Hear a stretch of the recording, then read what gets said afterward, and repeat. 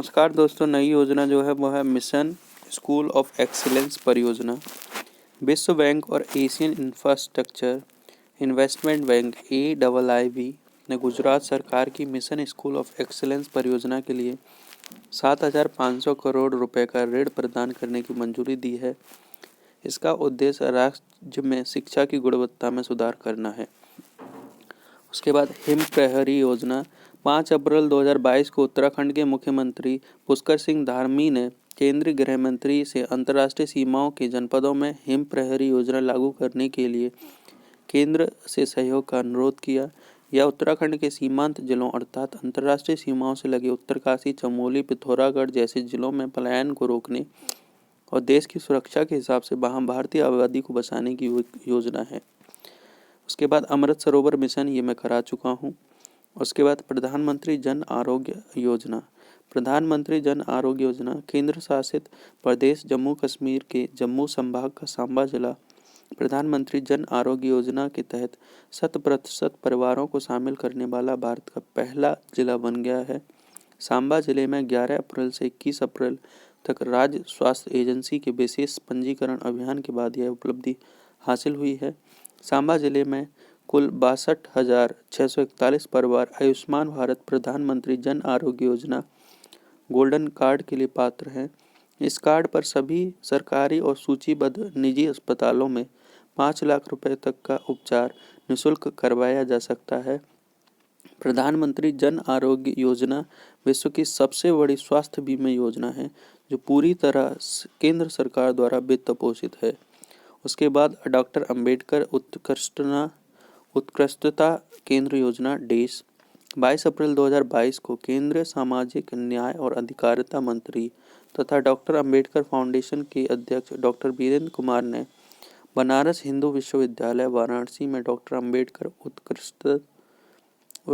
उत्कृष्टता केंद्र योजना DASE का शुभारंभ किया।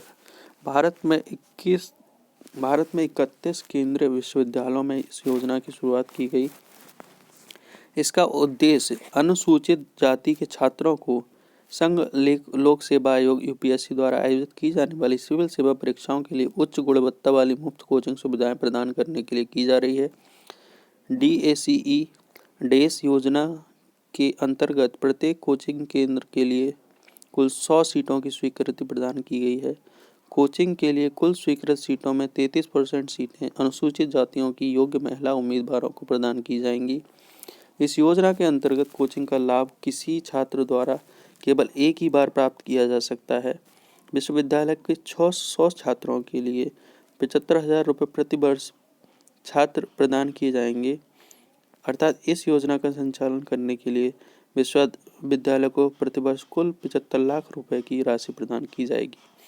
उसके बाद जीबला नामक ऋण योजना मई 2022 में महाराष्ट्र सरकार ने राज्य की जेलों में बंद कैदियों के लिए अपनी तरह की पहली क्रेडिट योजना शुरू की है।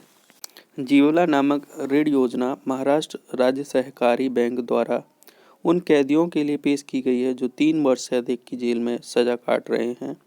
इस पायलट योजना को पुणे की यरवदा सेंट्रल जेल में पेश किया गया, जिसे लगभग 60 जेलों तक बढ़ाया जाएगा। उसके बाद सुपोषित माँ अभियान का द्वितीय चरण 17 मई 2022 को राजस्थान के कोटा में सुपोषित माँ अभियान के द्वितीय चरण का शुभारंभ लोकसभा अध्यक्ष ओम बिरला, हंस फाउंडेशन के प्रेरणा स्रोत माता श्री मंगला जी एवं श्री भोले जी महाराज ने किया है। इस अभियान के तहत 3,000 गर्भवती महिलाओं को सुपोषित करने का लक्ष्य रखा गया है, जिसमें कोटा की 2,000 तथा बूंदी की 1,000 महिलाएं शामिल हैं। इस अभियान के पहले चरण में लगभग 1,000 गर्भवती महिलाओं को लाभान्वित किया गया था। 29 फरवरी 2020 को लोकसभा अध्यक्ष ओम बिरला ने राजस्थान के कोटा में एक राष्ट्रीय अभियान सुपोषित माँ अभियान प्रारंभ किया था। उसके बाद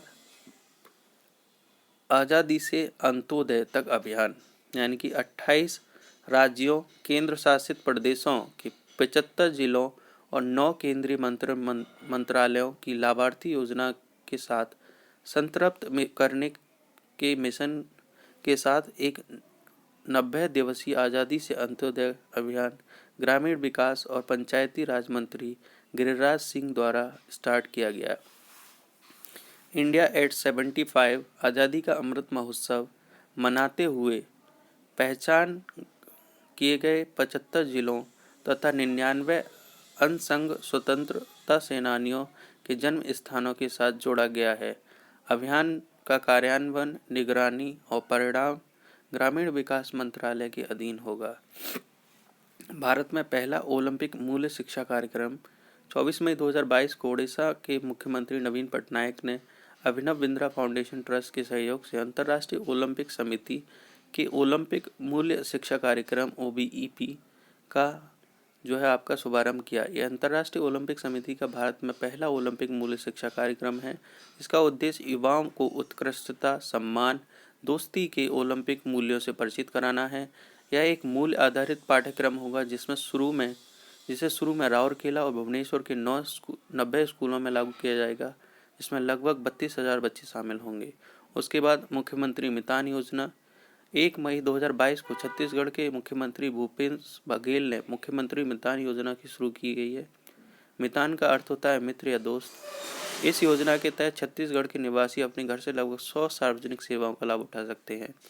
उसके बाद लाडली लक्ष्मी योजना का दूसरा चरण 8 मई 2022 को मध्य प्रदेश के मुख्यमंत्री शिवराज सिंह चौहान ने बेटियों की पढ़ाई को बढ़ावा देने के लिए लाडली लक्ष्मी योजना का दूसरा चरण शुरू किया है। मध्य प्रदेश सरकार की लाडली लक्ष्मी 2.0 योजना की मदद से 12वीं कक्षा की परीक्षा पास कर कॉलेज में एडमिशन लेने वाली बच्चियों को 25,000 रुपये की रकम 2 अलग किस्तों में दी जाएगी। मेडिकल, IIM, IIT या इस तरह के किसी भी संस्थान में एडमिशन लेने पर पूरी फीस राज्य सरकार भरेगी। राज्य में प्रत्येक वर्ष 2 मई से 12 मई तक लाडली लक्ष्मी उत्सव मनाया जाता है। उसके बाद चारा बिजाई योजना मई 2022 में हरियाणा सरकार ने चारा बिजाई योजना की शुरुआत की है। यह योजना गौशालाओं यानी कि जो काव सेट्स होते हैं उनको चारा देने आपूर्ति करने वाले किसानों को 10,000 रुपये प्रति एकड़ यानी कि 10 एकड़ तक की वित्तीय सहायता प्रदान करने के लिए शुरू की गई है। उसके बाद लोक मिलनी जन संवाद कार्यक्रम मई 2022 में पंजाब के मुख्यमंत्री भगवंत मान ने अपनी प्रकार के पहले जनसंवाद कार्यक्रम लोक मिलनी को शुरू किया है। इस संवादात्मक कार्यक्रम का लक्ष्य लोगों को उनकी शिकायतों के निवारण के लिए एकल खिड़की मंच प्रदान करना है। ई अधिगम योजना मई 2022 को हरियाणा सरकार ने अपनी महत्वाकांक्षी ई अधिगम योजना शुरू की है। इसके तहत 10वीं और 12वीं कक्षा के सरकारी स्कूल के विद्यार्थियों को करीब 3 लाख टैबलेट बांटे जाएंगे। सरकार का उद्देश्य 10वीं और 12वीं कक्षा के 5 लाख विद्यार्थियों को उपकरण देने का है। उसके बाद आप हर दस्तक अभियान का दूसरा चरण 1 जून 2022 को 2 महीने तक चला हर घर दस्तक अभियान का दूसरा चरण शुरू हुआ है। इसका व्यापक कोविड टीकाकरण अभियान का उद्देश्य सभी पात्र लाभार्थियों को उसके दायरे में लाना तथा टीकाकरण की गति को तेज करना है। यह अभियान 1 जून से 31 जुलाई 2022 तक सभी राज्यों केंद्र शासित प्रदेशों में लागू किया जा रहा है। घर घर जाकर टीकाकरण अभियान के माध्यम से दूसरी खुराक और एहतियाती खुराक यानी कि जो आपकी एडिशनल जो खुराक थी के पात्र सभी लाभार्थियों को कोविड रोधी टीकाकरण पर जोर दिया जा रहा है। उसके बाद शोध चक्र पहल 10 मई 2022 को विश्वविद्यालय अनुदान आयोग यानी कि यूनिवर्सिटी ग्रांट कमीशन ने शोध कार्यक्रम को बढ़ावा देने के लिए एक समन्वित ऑनलाइन प्लेटफॉर्म शोध चक्र की शुरुआत की गई है। शोध चक्र की मदद से शोधार्थी अपने रिसर्च वर्क को कलेक्ट, स्टोर और ऑर्गेनाइज कर सकेंगे। शोध चक्र का विकास सूचना एवं पुस्तकालय नेटवर्क ने किया है। भारत में अपनी तरह की पहली जीन बैंक परियोजना महाराष्ट्र कैबिनेट ने भारत में अपनी पहली तरह की पहली परियोजना महाराष्ट्र जीन बैंक को मंजूरी दे दी है। इस परियोजना का उद्देश्य महाराष्ट्र में समुद्री विविधता, स्थानीय फसलों के बीज और पशु विविधता सहित आनुवंशिक अध्ययनों संसाधनों का संरक्षण करने हेतु अगले 5 वर्षों में 7 फोकस क्षेत्रों पर लगभग 172 करोड़ की राशि खर्च की जाएगी। उसके बाद बीमा योजनाओं के प्रीमियम में बढ़ोतरी। केंद्र सरकार ने अपनी प्रमुख बीमा योजनाओं प्रधानमंत्री जीवन ज्योति बीमा योजना, प्रधानमंत्री सुरक्षा बीमा योजना के प्रीमियम में बढ़ोतरी कर दी है। मतलब इन योजनाओं के प्रीमियम में बढ़ोतरी कर दी है। प्रधानमंत्री जीवन ज्योति योजना के प्रीमियम में 33% की बढ़ोतरी की गई है, जो 1 जून 2022 से 330 रुपये से बढ़कर 436 रुपये प्रतिवर्ष हो गई है। वहीं प्रधानमंत्री सुरक्षा बीमा योजना की प्रीमियम राशि को 67% बढ़ाकर 20 रुपये सालाना कर दिया गया है, जो अभी 12 रुपये प्रतिवर्ष थी। One nation one ration card. Assam 36वां और अंतिम one nation one ration card लागू करने वाला प्रदेश बन गया है। इसके साथ ही one nation one ration card कार्यक्रम को सभी राज्यों और केंद्र शासित प्रदेशों में सफलतापूर्वक लागू किया गया है, जिसमें भारत में खाद्य सुरक्षा निश्चित हुई है। One nation one ration card योजना का अधिकतम लाभ उठाने के लिए सरकार ने मेरा राशन मोबाइल एप्लीकेशन की भी शुरू की गई है। उसके बाद पुनीत सागर अभियान। 5 जून 2022 को राष्ट्रीय कैडर कोर का देशव्यापी पुनीत सागर अभियान का समापन हुआ। इसका जो नवीनतम चरण की शुरुआत 30 मई 2022 को की गई थी। इस अभियान के नवीनतम चरण में 10 राज्यों और 4 केंद्र शासित प्रदेशों में लगभग 74,000 कैडेट भाग लिए। इन एनसीसी कैडेटों के साथ देश भर में कई स्थानों पर एनसीसी के पूर्व छात्र, स्थानीय लोग और पर्यटक भी इस अभियान से जुड़े हैं। श्रेष्ठ योजना। 3 जून 2022 को सामाजिक न्याय और अधिकारिता मंत्री डॉक्टर वीरेंद्र कुमार ने श्रेष्ठ योजना की शुरुआत की है। इस योजना में को लक्षित क्षेत्रों में हाई स्कूल छात्रों के लिए आवासीय शिक्षा योजना के रूप में जाना जाता है। इसका मूल उद्देश्य देश के सर्वश्रेष्ठ निजी आवासीय विद्यालयों में बच्चों को उच्च गुणवत्ता की शिक्षा प्रदान करके अनुसूचित जाति के लोगों की सामाजिक आर्थिक स्थिति को उत्थान करना है। सीबीएसई से संबद्ध निजी स्कूलों में 9 और कक्षा 11 के में प्रवेश प्रदान किया जाएगा। इसके तहत प्रत्येक वर्ष एससी वर्ग के लगभग 3,000 छात्रों को कक्षा 9 और कक्षा 11 में प्रवेश दिया जा सके। अनुसूचित जाति के छात्र जो वर्तमान शैक्षणिक वर्ष 2021-22 में 8वीं और 10वीं में पढ़ रहे हैं, यह इस योजना के पात्र होंगे। इसके बाद इसमें 2.5 लाख रुपए की वार्षिक आय वाले हाशिए के आय वर्ग से आने वाले एससी समुदाय के छात्र पात्र हैं। चयन एक पारदर्शी तंत्र के माध्यम से किया जाएगा, जिसे राष्ट्रीय एंट्रेंस टेस्ट फॉर श्रेष्ठ के रूप में जाना जाता है। नेशनल टेस्टिंग एजेंसी द्वारा 9वीं और 11वीं कक्षा के छात्र प्रवेश के लिए आयोजन किया जाएगा। इसके बाद मिट्टी बचाओ आंदोलन। 5 जून 2022 को विश्व पर्यावरण दिवस के मौके पर प्रधानमंत्री नरेंद्र मोदी विज्ञान भवन में मिट्टी बचाओ आंदोलन पर आयोजित कार्यक्रम में शामिल हुए। मिट्टी बचाओ आंदोलन मिट्टी के बिगड़ते स्वास्थ्य के बारे में जागरूकता बढ़ाने और इसे सुधारने के लिए जागरूक दायित्व कायम करने के लिए एक वैश्विक आंदोलन है। ईसा फाउंडेशन के संस्थापक सद्गुरु जग्गी वासुदेव ने मार्च 2022 में इस आंदोलन की शुरुआत की थी, जिसके लिए उन्होंने 27 देशों से होकर 100 दिन की मोटरसाइकिल यात्रा शुरू की थी। 5 जून 2022 को 100 दिन यात्रा का 75वां दिन था। कार्यक्रम में प्रधानमंत्री की भागीदारी ने भारत में मृदा स्वास्थ्य के सुधार के प्रति साझा चिंताओं और प्रतिबद्धताओं को दर्शाने का काम भी किया। उसके बाद पर्यावरण के लिए जीवन शैली आंदोलन। 5 जून 2022 को विश्व पर्यावरण दिवस के अवसर पर प्रधानमंत्री नरेंद्र मोदी ने पर्यावरण के लिए जीवन शैली आंदोलन यानी कि life style for environment life movement की शुरुआत की है। लाइफ का विचार भारत द्वारा वर्ष 2021 में ग्लासगो में 26वें संयुक्त राष्ट्र जलवायु परिवर्तन सम्मेलन यानी COP26 के दौरान प्रस्तुत किया गया है। यह विचार पर्यावरण के प्रति जागरूक जीवन शैली को बढ़ावा देता है, जो नासमझी और अपव्यय के वजह से सचेत और जानबूझकर उपयोग के सिद्धांत पर केंद्रित है। Sagarmala young professional scheme. 5 जून 2022 में बंदरगाह जहाज रानी जलमार्ग मंत्रालय ने मंत्रालय के विभिन्न प्रभागों में प्रतिभाशाली, गतिशील और आगे की सोच रखने वाले युवा पेशेवरों को शामिल करने के लिए सागरमाला यंग प्रोफेशनल स्कीम नामक एक योजना की शुरुआत की है। सागरमाला यंग प्रोफेशनल स्कीम युवा पेशेवरों के लिए सक्रिय ऑन द ग्राउंड लर्निंग पर केंद्रित है। इस योजना के तहत माध्यम से इन पेशेवर को सरकार के कामकाज, विकास तथा नीति संबंधी चिंताओं के बारे में जानने का अवसर मिलेगा। उसके बाद नन्ही परी कार्यक्रम 10 जून 2022 को उत्तर पश्चिमी दिल्ली जिला प्रशासन द्वारा नन्ही परी कार्यक्रम शुरू किया गया। नन्ही परी कार्यक्रम माता पिता को दस्तावेज प्राप्त करने के लिए विभिन्न कार्यालयों में जाने की आवश्यकता को समाप्त करने हेतु एक स्थान पर समाधान प्रदान करने की एक योजना है।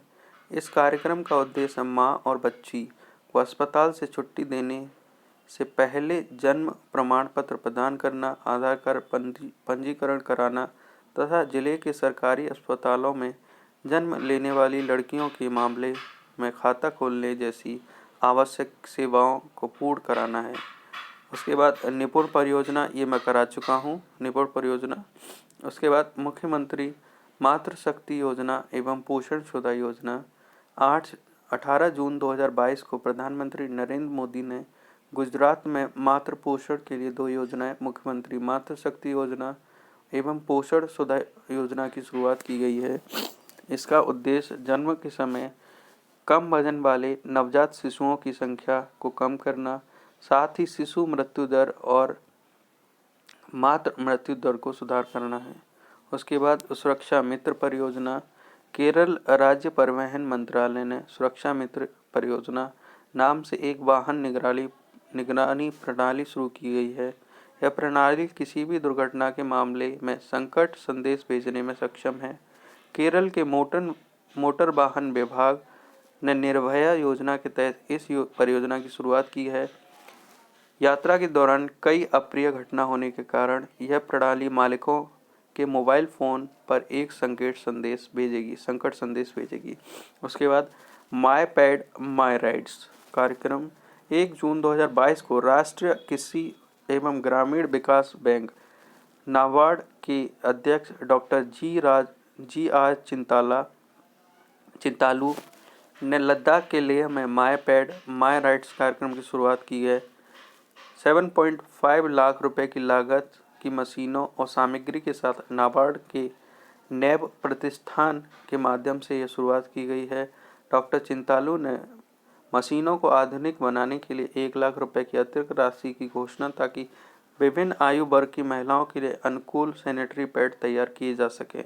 उसके बाद सुजल योजना 13 जून 2022 को हरियाणा के मुख्यमंत्री मनोहर लाल खट्टर ने अपने सरकारी निवास संत कबीर कुटीर से प्रदेश के लिए सुजल योजना की शुरुआत की है।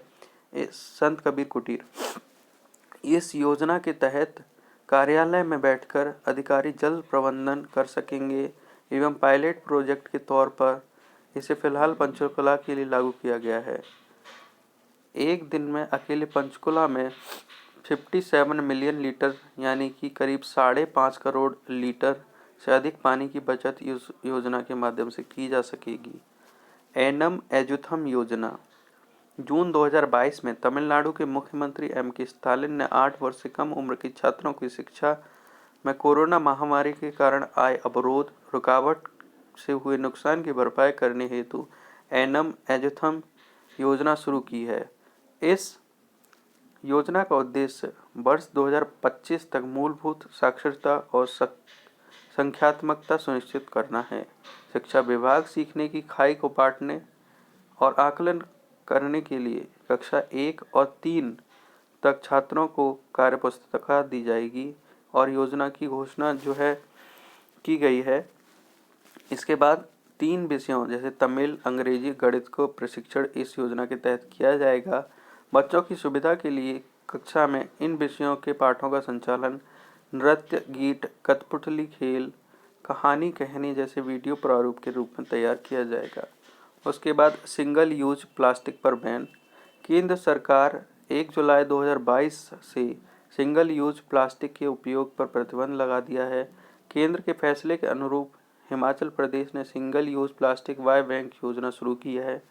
Single use plastic buy back scheme के तहत हिमाचल प्रदेश सरकार स्कूलों और कॉलेज के छात्रों से सिंगल यूज प्लास्टिक आइटम खरीदेगी। इसके लिए सरकार छात्रों को 75 रुपये प्रति किलो का भुगतान करेगी। युवाओं में पर्यावरण संरक्षण की आदत डालने के उद्देश्य से ये योजना की शुरुआत की गई है। उसके बाद बेदती बरदा नदी जोड़ो परियोजना। कर्नाटक सरकार को वर्तमान में प्रस्तावित बेदती बरदा नदी जोड़ने की परियोजना के लिए पर्यावरणविदों की आलोचना का सामना करना पड़ रहा है। बेदती बरदा नदी जोड़ने की परियोजना उत्तर कन्नड़ की सिरसी से रायचूर और कोप्पल जिलों में शुष्क क्षेत्रों में लगभग 524 मिलियन क्यूबिक मीटर पानी पंप करने का प्रयास करेगी। इसे स्थानीय कार्यकर्ताओं से कड़े विरोध का सामना करना पड़ा है, जो कहते हैं यह परियोजना पश्चिमी घाट के इकोलॉजी सिस्टम से संवेदनशील हिस्सों में 2125 एकड़ जंगलों को नष्ट करेगी। मध्य कर्नाटक में बरदा नदी तुंगभद्रा नदी की एक सहायक नदी है। उसके बाद वैश्विक बुनियादी ढांचा कार्यक्रम G7 समूह द्वारा निर्धन देशों के लिए 600 बिलियन अमेरिकी डॉलर के लिए वैश्विक बुनियादी ढांचा कार्यक्रम की शुरुआत की घोषणा की गई। इस कदम का उद्देश्य चीन की बेल्ट एंड रोड पहल के साथ प्रतिस्पर्धा को बढ़ावा देना है। 2022 से 2027 तक अमेरिका एवं उसके सहयोगी देशों ने 600 बिलियन अमेरिकी डॉलर के आंकड़े छूने का प्रयास करेंगे। इस साझेदारी का अनावरण अमेरिकी राष्ट्रपति जो बाइडेन और जर्मनी, कनाडा, जापान, इटली, यूरोपीय संघ के G7 सहयोगी द्वारा इसके शुरुआत की गई।